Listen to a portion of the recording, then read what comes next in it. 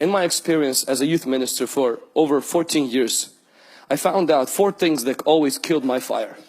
Number 1, it was offense. Anytime I got offended at somebody, I lost my fire. People leave the churches because of offense. Actually, 99% of people that leave the churches today leave because of offense.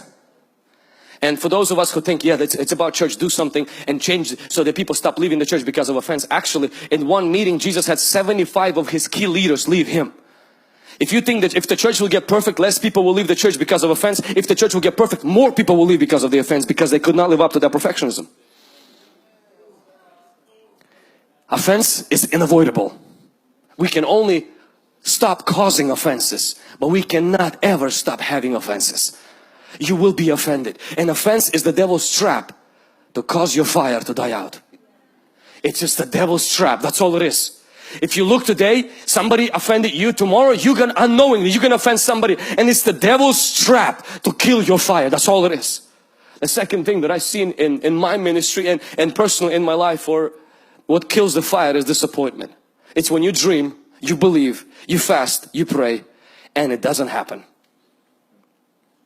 You prayed for somebody who you believed that they're going to be healed. You had a word from God. You knew it and nothing happened. And next thing that happened is that becomes like a water that goes on your fire. And it's very important. I want you to see this. When you get offended, honestly, Jesus doesn't really go after you and tries to butter you up.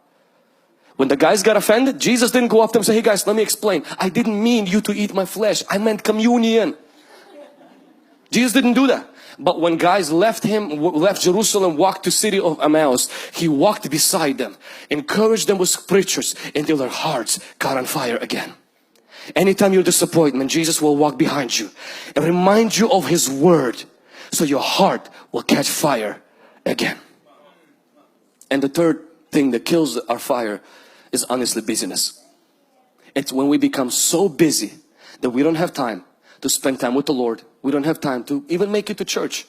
And please understand, intimacy makes you fruitful, not busy. Busyness can be a result of intimacy, but busyness itself does not make you successful. Only intimacy with God makes you successful. If you are too busy to pray, you are too busy. If you are too busy to be with God, you are too busy. And this is what I know about busy people. You actually don't make more money. You make less. Because you break God's rule. God ordered for us to rest on Saturday. If you say, but I'm going to work 3 jobs, 4 jobs, I mark this. You will not make more money. Because God blesses order and you are out of order. God blesses order, not out of order. I mentioned how Chick-fil-A decided not to open its fast food restaurant chain on Sundays. And people said, did you know that on Sundays all the fast food restaurants make the most money? And the main guy of Chick-fil-A, he says, I know, but God said and people should take a rest at least one day. And he says, and I'm gonna choose the most busiest day to rest. Average fast food restaurant makes $1 million a year. Chick-fil-A makes 5. Why? Because when you, but it doesn't make sense. Nothing with God makes sense. But when you follow the order, God blesses you.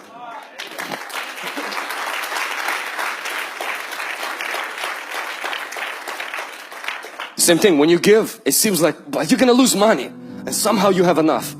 When you hold on to that, it seems like it's never enough. Business is good if it comes out of your fruitfulness and it doesn't affect your intimacy with God. But the moment you see your fire is dying out, your fire is dying out, cut back on some things. Catch your breath. Relax. You're still gonna die. Why work so hard that you waste you ruin your health to get more money, and then you spend your money to get your health back? Why don't you just keep both at the same time? Because this is not just about relationship with God. This is about your health being. This is about your kids. Knowing who you are. This is about your family. This is about your spouse. This is about everyone, everything being intact. And the last one is materialism. Materialism is not when you have stuff. It's when the stuff has you. I have this Apple Watch. I have this watch. this watch doesn't have me. Because at any moment, this watch can be yours. Not today.